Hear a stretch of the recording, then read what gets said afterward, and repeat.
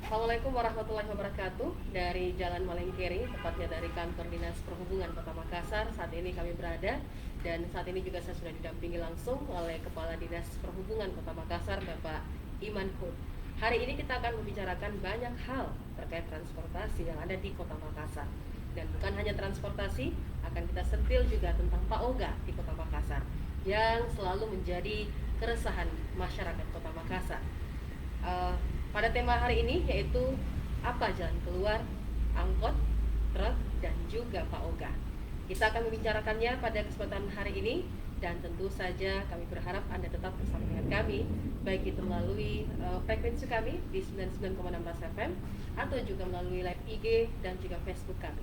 Dan untuk mempersingkat waktu, saat ini saya sudah bersama dengan Bapak Iman Hud. Assalamualaikum Pak Kadis. Waalaikumsalam warahmatullahi wabarakatuh. Apa kabar Pak Iman? Alhamdulillah baik. Alhamdulillah, ya. Kondisi pandemi kembali lagi sedikit mengalami peningkatan Pak ya. Ya, Pak Iman, berbicara soal transportasi terkhusus untuk angkutan kota, truk, dan juga PAOGA, ini tentu permasalahan bukan lagi yang baru, tetapi menjadi pembicaraan yang selalu hampir setiap hari juga akan Pak Iman dengarkan. Nah Pak Iman, kita akan membicarakan hal ini, dan mungkin terlebih dahulu disampaikan kepada pendengar kami maupun juga pemirsa kami, sebenarnya usaha yang sudah dilakukan oleh pihak Dinas Perhubungan Kota Makassar dengan 3 permasalahan yang selalu dibahas oleh masyarakat Pak. Ya, terima kasih. Assalamualaikum warahmatullahi wabarakatuh. Waalaikumsalam. Kepada para pemirsa dan para pendengar setia Ras FM dimanapun berada. Pertama-tama izinkanlah saya menyampaikan permohonan maaf kepada khalayak ramai bahwa Dinas Perhubungan Kota Makassar belum bisa maksimal memberikan pelayanan, mengatur, memanage dengan baik persoalan-persoalan yang ada berhubungan dengan transportasi yang ada di Kota Makassar.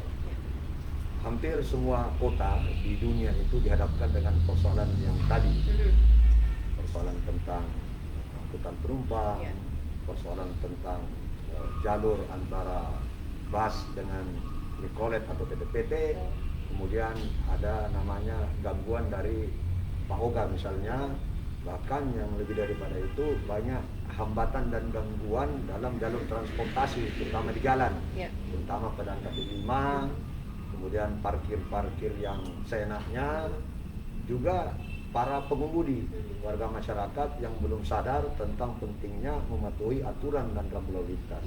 Dan hampir saja kita pahami pelanggaran-pelanggaran itu sering kita saksikan berkali-kali di depan mata, dan bahkan viral di berbagai media sosial. Untuk itu kami ingin menjelaskan bahwa tugas pokok Dinas Perhubungan Kota Makassar itu jelas dalam Undang-Undang Otonomi Daerah, itu adalah menjalankan pemerintahan umum terkhusus di bidang transportasi dan perhubungan. Berbicara dengan transportasi itu kaitannya multivalensi, berhubungan semua. Jadi berhubungan dengan budaya masyarakat, berhubungan dengan infrastruktur jalan, bahkan berhubungan dengan kewenangan-kewenangan yang ada. Perlu kami jelaskan kepada khalayak bahwa persoalan transportasi atau Dinas Perhubungan Kota Makassar itu sangat pelik dan sangat kompleks, karena dia berhubungan dengan semua, karena transportasi itu urat nadi perekonomian. Bagaimana how to transfer the goods atau from manufacturer to the people itu kan susah. Bagaimana mengantar barang, kemudian mengantar manusia dari satu titik ke tempat lain, itu yang terjadi. Persoalan mendasarnya itu adalah jumlah kendaraan dengan jumlah jalan itu overload. Kalau kita mau hitung jumlah kendaraan di Kota Makassar itu kan hampir 2 juta lebih. Bayangkan dengan jumlah jalan yang sangat terbatas. Kalau mungkin kendaraan keluar semua, itu maka akan bisa terjadi kemacetan total. Alhamdulillah kita bekerja sama dengan berbagai pihak, terutama teman-teman dari kepolisian, kemudian dari provinsi dan Balai Pengawasan Jalan, Dinas Perhubungan, Kementerian Perhubungan juga itu semua. Nah, makanya kita harus memilah dulu persoalan yang kita bahas pada hari ini. Nah, ini pertama kita bicara tentang misalnya Pak Oga. Ya. Ya, Pak Oga ini kan tidak serta-merta bahwa kami tidak bisa mengatasi Pak Oga karena kita sudah tahu di mana titik-titiknya. Tapi kan ini perilaku, kebiasaan yang berhubungan dengan pendapatan mereka dan kehidupan mereka di saat situasi yang sulit sekarang ini. Tentu setiap individu atau masyarakat itu butuh mata pencaharian, sehingga salah satu tempat mencari rezeki yang mudah tanpa sekolah, mudah mendapatkannya adalah menjadi Pak Oga. Tapi kalau seandainya dasar daripada ekonomi mereka itu mampu dan cukup, saya rasa dia nggak ke jalan. Ya, karena mereka juga di rumah tidak ada pendapatan, butuh makan, butuh minum, akhirnya mereka yang muda-muda ini, yang ada di bawah umur, bahkan yang sudah dewasa juga itu mencari pendapatan di jalan, menjadi Pak Oga. Paling-palimban dia bilang orang. Jadi itu terjadi di beberapa titik.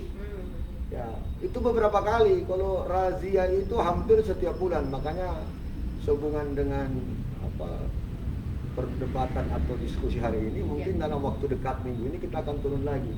Karena memang sangat meresahkan. Nah, solusinya itu memang harus penegakan. Nah, harus ada memang regulasi yang secara kompleks mengatur itu. Karena selama ini kan masih tumpang tindih. Ada yang mengatakan tanggung jawabnya dinas sosial, ada yang mengatakan tanggung jawabnya Satpol PP, ada yang mengatakan tanggung jawabnya Disub. Tapi piranti hukum sebagai legal standing dalam rangka menegakkan aturan untuk menangani Pak Oga itu belum ada yang sifatnya lebih terperinci. Sehingga kemarin pada saat kami masih menjabat sebagai Kasatpol PP, kami bersama-sama dengan Komisi A DPRD Kota Makassar itu merencanakan membuat aturan peraturan daerah ketentraman dan ketertiban dengan sanksi yang tegas, denda 50 juta dan pidana ringan pidana ringan itu tipiring itu dengan penjara 3 bulan. Nah, ini kan untuk membuat efek jera, karena efek jera itu adalah harus ada penegakan hukum. Nah, kita ambil contoh lah misalnya korupsi dan narkoba. Kalau dia kategorinya biasa-biasa saja, itu masa depan bangsa itu bisa rusak dengan korupsi dan narkoba. Makanya disebut sebagai extraordinary crime. Sehingga ada KPK, ada dari BNN. Kenapa? Karena itu harus ditingkatkan hukumannya. Kalau perlu dihukum mati misalnya kan. Kalau hanya kita berikan nasihat, kemudian kita tanpa ada solusi, itu kan dia akan kembali ke jalan. Sekarang persoalannya kan begini, mereka mau makan, siapa mau larang orang kalau mau makan? Makanya saya tidak mengatakan bahwa itu pilihan, tapi saya pikir ya seperti itu faktanya. Kalau dia mau makan, terus dia mau pulang di rumah cari makanan, tapi kalau landasan ekonomi masyarakat kuat, maka dia tidak akan ke jalan, atau dia punya keterampilan, punya pengetahuan, maka dia akan ke jalan. Tapi kalau kita lihat Pak Iman, gerakan dari teman-teman, anggaplah kita berteman dengan mereka Pak Oga ya. Ini gerakannya cukup masif. Cukup masif dan semakin hari ini semakin banyak di jalan. Bukan hanya laki-laki, malah banyak sekarang ibu-ibu. Jadi Pak Oga dan pengemis gepeng. Ya, tapi kan ini dari dinas sosial kan kita masih mencoba mendikotomikan bahwa Pak Oga berbeda dengan gelandangan dan pengemis, atau misalnya kita mengatakan street children atau street on the children of the children. Itu kan siapa yang mau tangani? Sekarang faktanya juga dinas sosial, Disub dan Satpol kita belum maksimal, kita harus akui. Karena hari ini kita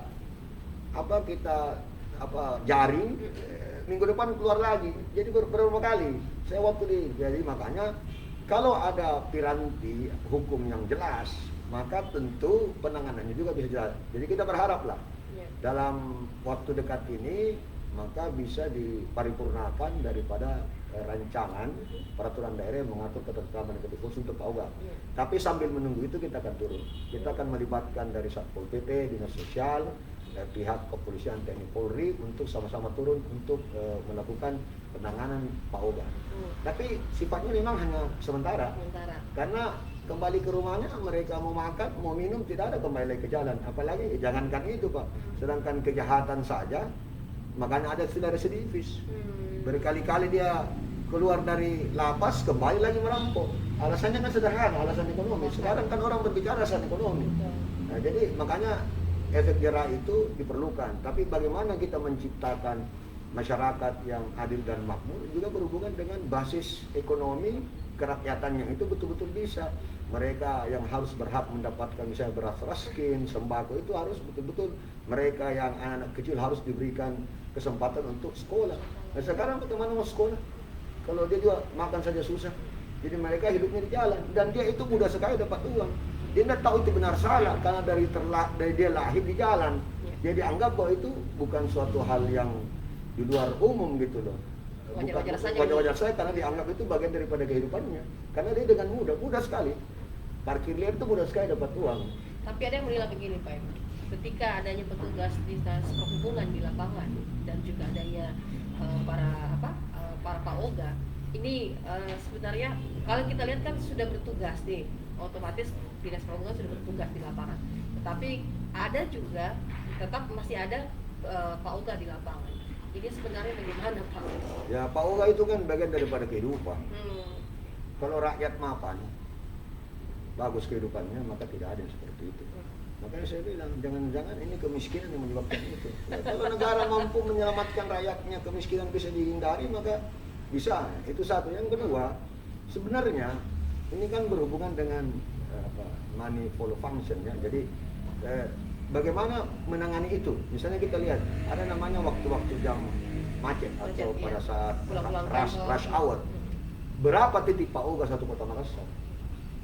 Terus berapa petugas dishub yang akan turun ke situ? Itu kan kita terbatas dengan jumlah. Memang dibutuhkan personil yang besar. Kita kan hanya 500-an, sedangkan luas jalan berapa? Berapa titik kemacetan? Kita hitung-hitung aja misalnya Pak Oga. Jalan Alauddin saja ini mungkin ada 5 titik Pak Oga. Baru jalan Alauddin, belum jalan Perintis. Nah itu satu. Yang kedua, masyarakat juga harus paham bahwa jalan itu ada kewenangannya. Ada kewenangan provinsi dan kewenangan nasional. Nah, ada jalan negara. Tapi karena menyangkut tentang transportasi itu sama dengan darah, ada namanya aorta, arteri, dan dia tidak putus, maka satu rangkaian sistem. Jadi kalau kota juga macet, pasti provinsi macet pastinya. Bayangkan kita lihat bagaimana pergerakan arus lalu lintas yang menuju ke arah utara dan selatan itu kan jutaan kendaraan. Ini berarti ada koordinasi dengan dinas perhubungan. Ya harus seperti itu karena ini kan semuanya karena jalannya saja terbagi. Misalnya kita ambil contoh saja, kita berbicara tentang lampu merah. Betul, traffic light. Kan orang pasti mengatakan mana kadisub? Loh itu lampu jalan nasional kok. Itu lampu jalan provinsi. Nah, itu yang sebenarnya tidak dipahami banyak orang. Iya, makanya kami jelaskan bahwa inilah jalan-jalan, saya pernah menyampaikan di khalayak bahwa inilah jalan-jalan yang dimaksud jalan kota. Ini jalan provinsi dan ini jalan negara. Tapi karena antara kota, provinsi dan nasional itu satu kesatuan yang utuh, makanya kalau ingin membangun bangsa Indonesia besar itu mulai dari keluarga. Keluarga itu dari perempuan ibu. Bagaimana ibunya sehat, pasti anaknya sehat karena ibu itu menentukan masa depan bangsa. Tidak bisa. Sejarah masa lalu itu hadir untuk hari ini dan masa depan bangsa ditentukan hari ini. Itulah anak-anak semua jadi makanya. Tapi kalau mulai dari keluarga yang kecil, mereka yang jadi tukang minta-minta, jadi gelandangan, jadi pengemis, itu dimulai dari keluarga. Kenapa? Karena mereka tidak punya hak sama dengan yang lain. Makanya gap antara kelas menengah atau masyarakat menengah sama kelas bawah terlalu jauh. Berapa orang miskin di Indonesia? Ya, mereka juga yang dijalankan kategori usia muda. Usia muda itu 38% dari seluruh jumlah rakyat Indonesia. Pemahaman itulah perlu. Makanya dalam perbincangan ini kan menggugah kita semua supaya orang lebih serius karena persoalan kota paling pertama adalah kemacetan karena sangat berhubungan dengan pendapatan. Kapan lambat sampai bayangkan kalau tiba-tiba macet kalau ada orang mau di operasi atau bagaimana. Bayangkan kalau misalnya tiba-tiba macet ada orang mau bisnis harus tertunda bisa karena masalah waktu. Karena kadang-kadang waktu itu sangat berharga. Ya betul, penting sekali waktu juga. Kalau orang Inggris bilang time is money, orang yang beragamis itu mengatakan al waktu kasayf. Waktu itu adalah pedang. Orang yang bisa selamat sehingga pedangnya tidak bisa memutus leher adalah bisa menjaga waktu. Karena kadang-kadang masalah momentum dan waktu kita tidak jaga dengan baik, kita hadir pada tempat yang salah, kita hadir pada tujuan yang salah, itu hanya mungkin untuk bisa kita jadi korban daripada waktu tersebut. Makanya waktu itu dijaga. Sangat penting. Makanya dijaga. Sangat penting. Ya, Pak Uga memang Itu Pak Uga. bukan permasalahan yang mudah harus ini juga perlu dipahami oleh masyarakat, dan sebenarnya menjadi keresahan banyak orang. Tapi di satu sisi kita melihat bahwa mereka juga butuh hidup, butuh hidup. Mereka butuh hidup, mereka butuh makan. Kurang lebih seperti itulah kehidupan Pak Uga. Nah, kita beralih sedikit Pak Iman, ini terkait dengan truk. Truk ini sebenarnya tidak ada habisnya pembahasan soal truk, apalagi banyaknya kecelakaan yang disebabkan oleh pengendara truk dan pengendara roda 2. Dan beberapa waktu lalu juga sempat viral Pak Iman ya. Saya juga lihat Pak Iman sempat mengunjungi rumah keluarga, dan ini menjadi hal yang sangat krusial antara perbatasan kota dan kota Makassar dan wilayah Goa. Sampai hari ini juga belum ada titik temu. Ditambah lagi dengan perda kalau tidak salah Pak Iman ya, yang sampai hari ini juga masih berbentuk perda. Nah, Pak Iman, belum ada perdanya. Iya. Masih berbentuk perwali. Masih perwali. Bagaimana sebenarnya permasalahan truk yang ada di Kota Makassar, Pak Iman? Iya, memang ya kita harus akui ya inilah kelemahannya. Saya kan itu fairness ya. Saya tidak pernah mengatakan saya hebat, saya apa, tapi semua tergantung masyarakat yang menilai. Ya memang ya kasihan juga sih di sub ini sebagai main apa ya istilahnya kompartemen, jadi istilahnya main kompartemen atau utama dalam jadi unit pelaksana teknik OPD atau SKPD utama dalam suatu kota itu, justru perdanya belum ada.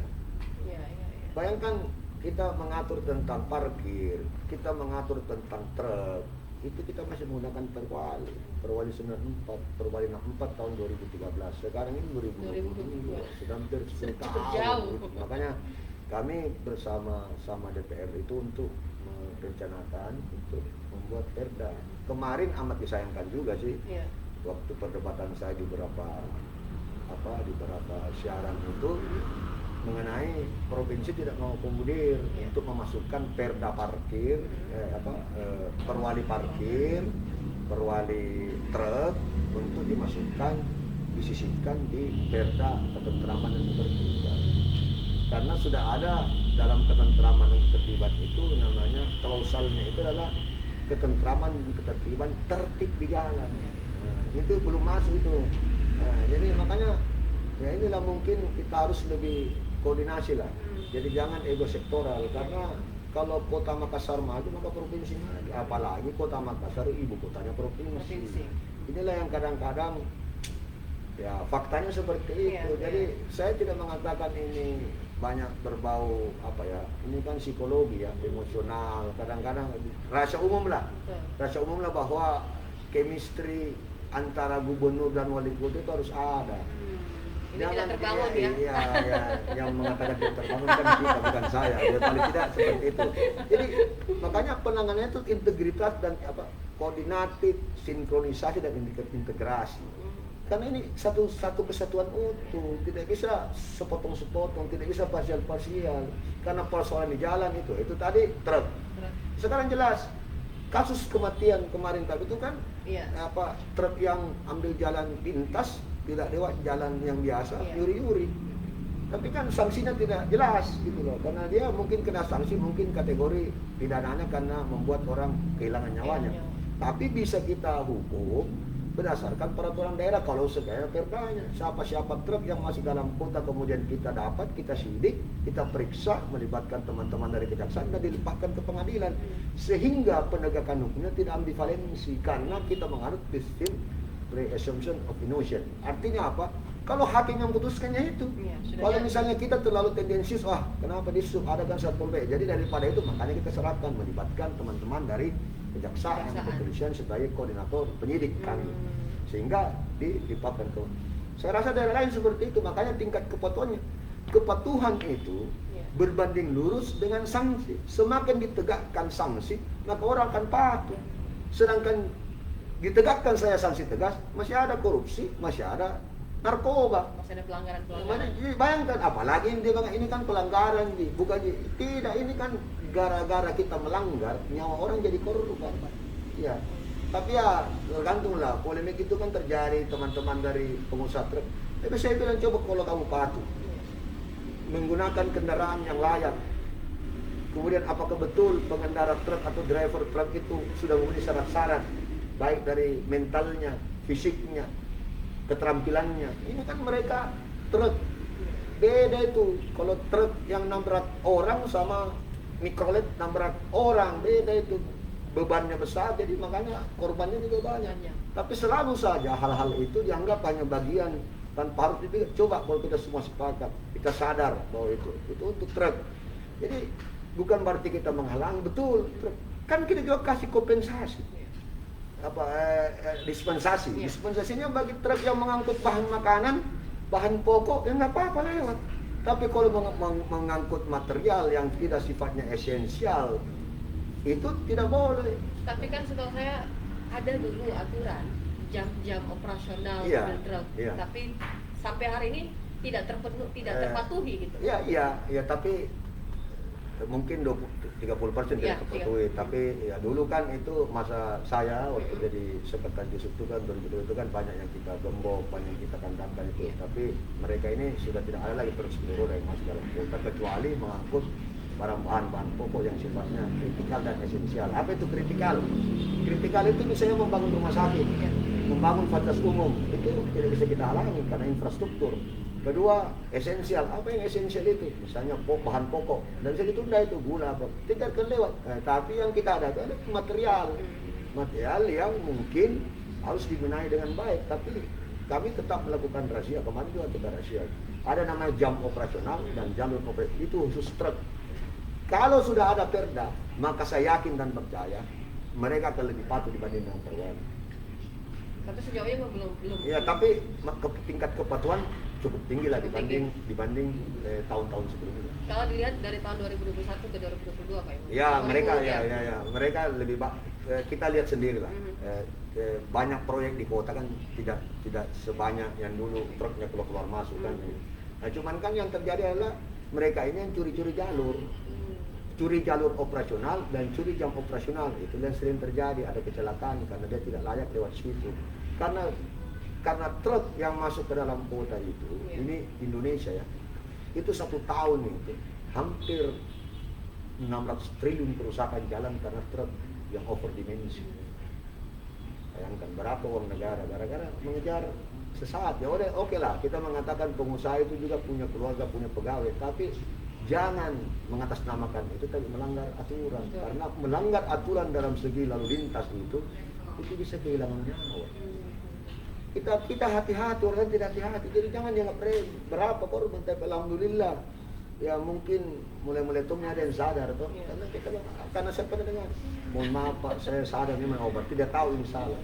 Bagaimana tidak bisa? Ada penilaian seperti ini Pak Iman, ketika sopir-sopir truk yang membawa mobil truk ini banyak yang tidak terpatuh dalam arti ya karena kebutuhan. Dalam arti ini barang yang dibawa seperti yang memang katakan tadi bahwa barang yang mereka bawa ini merupakan kebutuhan ya seperti bahan material ya terus bangunan ya pemerintah ya itu. Tetapi di satu sisi ada yang menilai bahwa para sopir truk ini tidak ikut dalam pengambilan contoh kayak pengambilan SIM.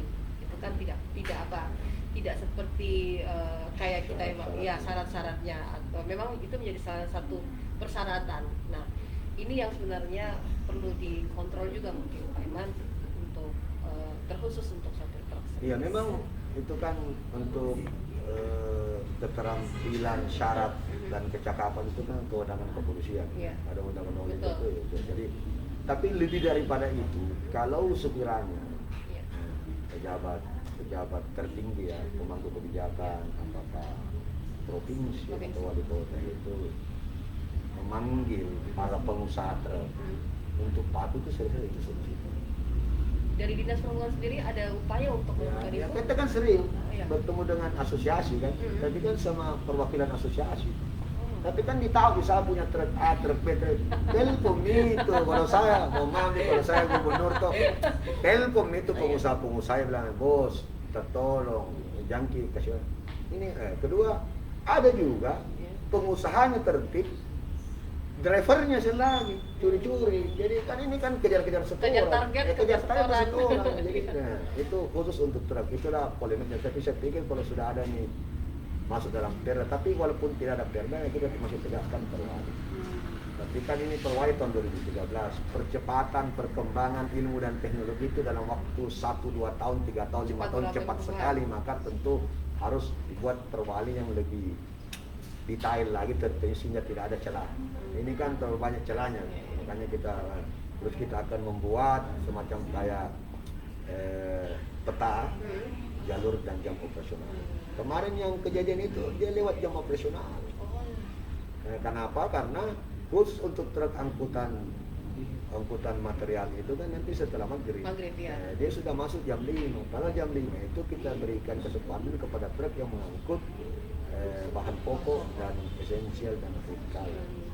Itu jadi dia akhirnya kepadatan kota bertambah. Makanya kalau truk itu kan malam bisa masuk kota Makassar, karena kalau siang itu kan bertabrakan dengan kemacetan kotanya Makassar. Bayangkan di kota Makassar 2,1 juta kendaraan. Volume kendaraan Pak ya? 2,1 juta, 500.000 mobil, 1,5 juta lebih motor. Jadi bisa dibayangkan, kita lihat aja kemacetan. Ya tapi ya bagaimanapun caranya kita ingin mengibaratkan begini. Kalau rumahnya hanya bisa 15 orang, kemudian orangnya itu 40 orang. Manajemen apa yang kamu lakukan? Mau pakai ranjang susun berapa tingkat juga tidak bisa. Makanya saya bilang, ini kan juga bisa regulasi, batasi jumlah motor dan batasi jumlah mobil. Dan banyak poin-poin yang terjadi. Misalnya juga orang punya kendaraan roda 4, tidak punya tempat parkir, di mana hanya di jalan penuh semua. Ya, sekarang kan terjadi. Kita juga tidak bisa melarang, orang kan berusaha. Ada namanya kopi, ada kafe. Apalagi kita kan 2 tahun berturut-turut dihantam dengan pandemi. Jadi yang terasa masyarakat, sehingga diharapkan kreativitas dan inovasi anak muda kita untuk membuka warung kopi, kafe-kafe untuk pendapatannya. Nah, itu sudah bertabrakan juga dengan kemacetan kalau tidak diatur dengan baik. Bagaimana mini-market yang dibuka? Jangan saya nanya, harus ada namanya kajian lalu lintas atau amdal lalin. Ini kan namanya traffic production dan traffic attraction. Bikin mall ya harus lengkap parkirnya. Bikin warkop harus ada punya parkir. Ya, karena kasihan orang, karena pengguna jalan itu berapa orang dibanding dengan orang yang berusaha. Pengusaha truk berapa, tapi berapa yang pengguna jalan yang lain. Itu khusus untuk truk. Saya mau tambah sedikit Pak Oga sebelum kita bahas tentang jalur PT-PT dan bus. Kemudian kalau di tempat lain namanya shelter bagi Pak Oga, anjal, gelandangan, pengemis, sehingga dia bisa dibina untuk masuk, bisa diberikan keterampilan. Jadi ini kan solusinya hanya sifatnya sementara. Bentuk koordinasi Pak Iman antara dinas perhubungan, mungkin dinas provinsi kota, dinas perhubungan kota, terus dinas sosial dan mungkin dari DPRD sendiri juga. Iya memang harus. Ini kan kota ini sistem, masyarakat juga itu sistem. Tidak ada negara tanpa rakyat dan tidak ada juga pemerintahan tanpa legislatif. Itu sudah tuntutan zaman dan harus kita lakukan. Ada namanya eksekutif, ada legislatif, ada masyarakat. Karena tujuannya kepada masyarakat. Undang-undang kita mengatur kepentingan masyarakat, melayani masyarakat. Di subtugas itu melayani masyarakat, melindungi masyarakat, mengatur lalu lintas, membuat perencanaan. Tapi ini kan semua tidak serta-merta. It's not easy like to turn palm of the hand. Tidak semudah kau membalikkan telapak tangan, karena ada mekanisme yang harus dilewati, terutama dalam hal pembiayaan. Karena yang kita hadapi ini berat. Kita bicara tentang luar biasa ini. Baru kita membahas tentang PT-PT. Ini langsung aja kita bahas PT-PT. Iya, betul Pak Iman. Keresahan juga itu dirasakan oleh kita sebagai penumpang, pasti merasa resah karena di satu sisi angkot menjadi angkot yang sudah cukup lama, tradisinya Kota Makassar. Di satu sisi muncul ada roman bus dan ada beberapa bus lagi yang memang sudah berjalan. Ini ada teriakan dari para sopir angkot bahwa kami dikesampingkan, dan masyarakat juga menilai bahwa ini aturan pemerintah buat aturan atau tidak ya soal jalurnya.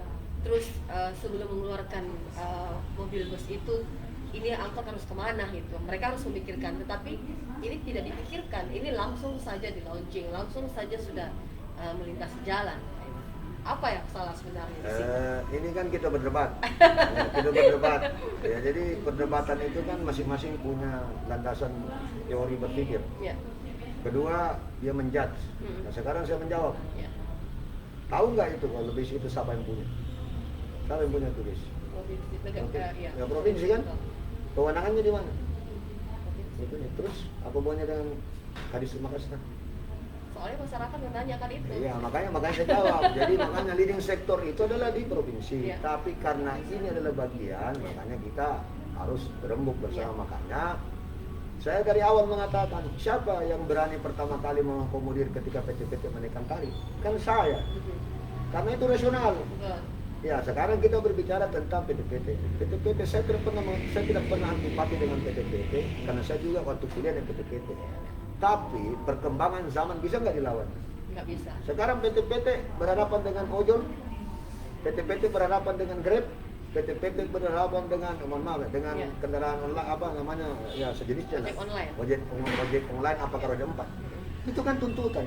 Terus PT-PT mampu nggak bersaing ya? Kalau dia mampu bersaing, ya silahkan masyarakat yang memilih. Dulu itu PT-PT jumlahnya 4.000. Sekarang mungkin tidak sampai 1.000 beroperasi. Kenapa? Karena dia tidak mampu beradaptasi. Nah sekarang kalau dia mau beradaptasi, ya dia akan sedia dengan gugur. Sekarang dulu banyak bentor berhadapan dengan online, ojol. Jadi itulah tuntutan zaman. Harus dicatat bahwa kita berharap bahwa terjadi integrasi antara PT-PT dengan bis. Transisi ya. Ada terintegrasi. Makanya PT-PT itu feeder, pengumpan. Jadi untuk jalur-jalur kecil PT-PT, tapi kan PT-PT juga dia ngotot, dia mau pakai jalur. Jadi makanya dari awal saya tidak pernah mengatakan bukan tanggung jawab saya. Dari awal memang harus ada kesepakatan, kebersamaan apa semua untuk jadi. Nah, makanya ini masih tahap berkompromi, bernegosiasi. Yahudi saja sama Palestina bisa berdamai, masa PT-PT dengan bis tidak bisa?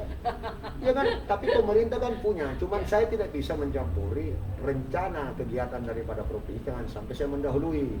Apakah ada kompensasi kita belum paham, kan akan dipikirkan itu. Nah mengenai jalur kan sudah diatur, makanya saya menyampaikan, mohon maaf, saya menyampaikan kepada provinsi dan Balai Pengawasan Jalan Perhubungan saya begini, cari aja dulu jalur alternatif yang bukan jalur PT-PT. Makanya dibukalah jalur itu, yang kedua sama yang ke Galeso. Jadi silahkan mereka berkompetitif dengan cara yang sehat. Cuman kemarin saya agak kurang menerima daripada gagasan atau masukan PT-PT adalah karena dia melarang bis saya melewat jalan nasional dengan alasan psikologis. Orang mencari uang itu alasan psikologis atau ada realistis pragmatis dong. Saya kan bilang kami hanya lewat saja di jalur 2 itu, koridor 2 itu tidak mengambil dan tidak menurunkan penumpang, itu saja ditolak. Makanya saya mencari alternatif lain, masuk ke daerah Antam dan sebagainya. Tapi seperti itu solutif. Jadi perdebatan atau negosiasi dengan PT itu kan hanya masalah waktu saja. Kalau ada kesepakatannya kan kita menunggu, karena ini kebijakan ini berhubungan dengan kebijakan nasional.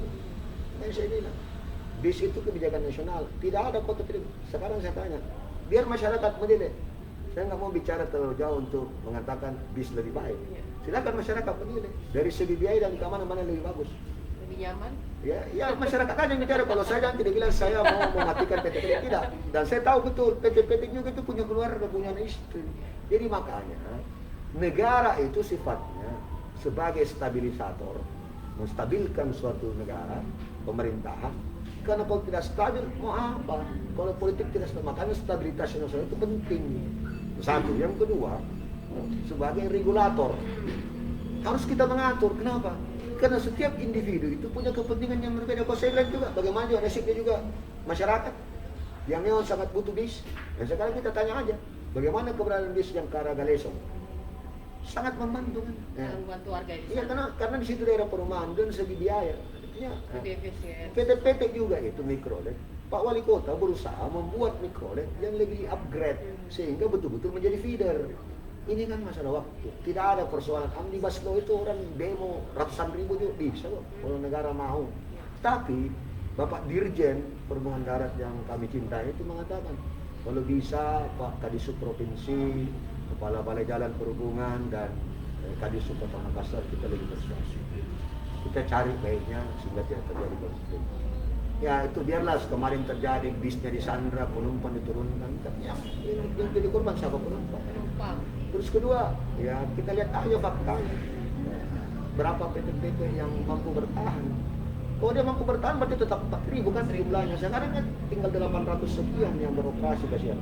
Jadi kasihan mereka, bagaimana mereka memberikan nasib ada di istrinya. Karena dari dulu dia sudah bawa PT-PT. Jadi antara kepentingan-kepentingan yang berbeda itu semua rasional. Tapi ketika sudah berbicaranya tidak rasional, itu saya tidak suka. Bukan saya tidak terima, karena alasan ini.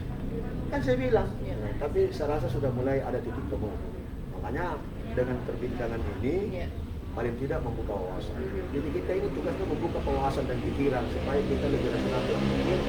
Karena pembangunan baik dinas perhubungan dan pemerintah umum, kemasyarakatan dan itu kan dilakukan dengan cara-cara yang rasional.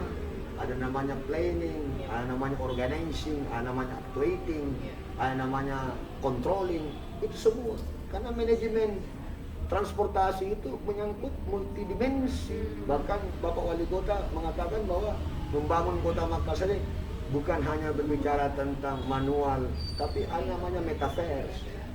Itu metaverse itu kan kita harus pada dunia digital gitu lah, dunia maya. Jadi kadang-kadang kita jadi ya lihat aja berapa manusia yang bergantung sama dunia maya.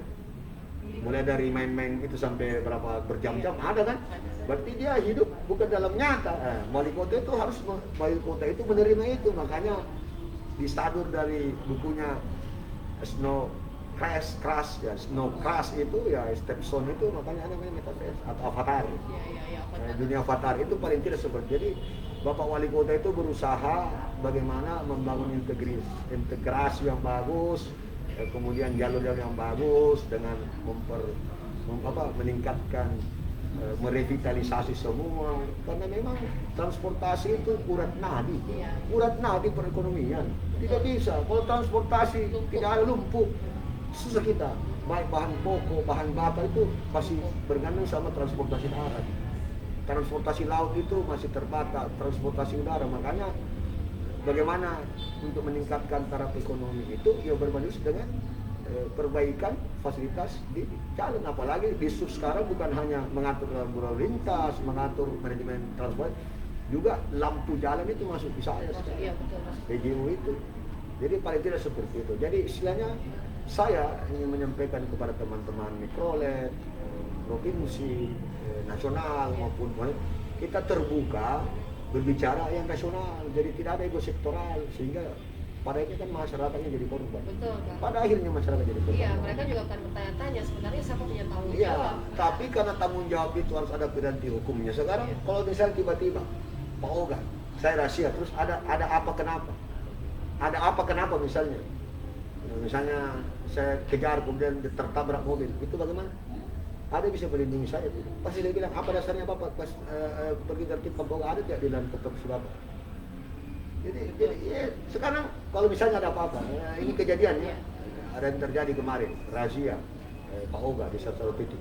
Kemudian Pak Oganya ditangkap, lompat dari mobil, meninggal, bersama tanggung jawab. Itu kan harus berhati-hati. Kalau kita tidak ada piranti hukum, jangan coba-coba, ini negara-negara hukum. Jadi sekarang saya tanya, kalau misalnya tiba-tiba saya rahasia, ada apa kenapa dengan Pak Oga? Pasti dia bilang, kamu kan tugas. Tapi kalau ada masalah dengan kemacetan, tugas jadi bisnis. Makanya bukan bilang kita takut, kita ingin dulu aturannya jelas bahwa tupoksi kita. Kalau ada tupoksi jelas bahwa kita punya tanggung jawab, ini kan jadi persoalan ketika orang melampaui kewenangan, itu namanya abuse of power. Betul tidak? Jadi itu seperti itu. Betul. Sekelumit permasalahan di jalan yang saat ini juga dipantau langsung oleh Dinas Perhubungan, Pak ya. Iya. Seperti angkot, terus Pak Oga dan juga truk, ini memang satu permasalahan yang cukup krusial. Iya. Dan memang sasarannya dari Dinas Perhubungan. Iya. Betul. Tentu Dinas Perhubungan juga dengan personil sudah sigap dengan makanya saya mengatakan dari awal kami berusaha. We are not perfect, but we will try together gitu. Kita berusaha untuk menjadi baik, tapi kita tidak sempurna. kita akui. Saya Memang tidak sejauh- malu mengakui kelemahan saya, tanggung jawab saya. Saya pikir juga ya tidak apa-apa lah kalau memang saya tidak mampu kan silakan pimpinan yang menilai. Tapi sudah dilakukan perbuatan. Ya kita sudah berusaha. Tapi memang berbuat. selalu pada piranti pedagang legal standingnya itu sehingga teman-teman yang bertugas juga terlindungi secara hukum, dilindungi oleh negara. Betul. Maka saya tanya, kalau ditanya tugasnya kayak begini supaya enggak? Kalau misalnya tiba-tiba kita jaring, kita tangkapin, terus kita bawa, terus ada apa-apa terjadi ribut, kemudian terjadi penganiayaan atau apa, bagaimana itu? Nah, makanya selalu dalam penegakan hukum itu kita melibatkan instansi terkait sehingga tidak terjadi multi pemerintahan. Saya pikir seperti itu. Mungkin Pak Iman sebelum kita akhiri ada bentuk himbauan mungkin kepada masyarakat dan juga pendengar kita, dan mungkin ini nanti akan kita putar selalu di Radio Rasakan. Silakan Pak Iman.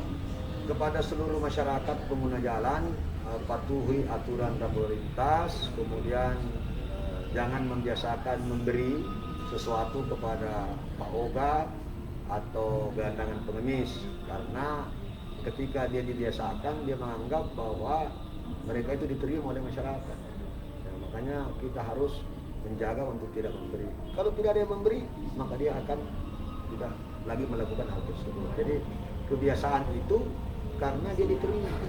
Jangan membiasakan suatu kebiasaan sebagai suatu aturan. Dan bagaimana aturan itu dibiasakan. Saya rasa seperti itu. Baik, terima kasih banyak Pak Iman atas Sama-sama. waktunya. Mudah-mudahan menjadi pencerahan juga Ya. buat pendengar kita dan juga bagi warga yang menonton kami melalui Facebook dan juga IG, karena ini penting membuka wawasan orang dan membuka pikiran orang bahwa seperti inilah tupoksi dari Dinas Perhubungan. Karena jangan sampai mereka pikir semua yang ada di jalan itu urusannya disub, padahal ada tupoksi yang sudah diatur dalam aturan sendiri. Terima kasih Pak Iman atas waktunya. Mudah-mudahan apa yang disampaikan ini berkah buat kita semua. Dari Jalan Malengkeri, tepatnya dari kantor Dinas Perhubungan, saya Ruby pamit. Ucapkan terima kasih Pak Iman ya atas waktunya siang ini. Mudah-mudahan semuanya berkah buat kita. Assalamualaikum warahmatullahi wabarakatuh. Waalaikumsalam warahmatullahi wabarakatuh.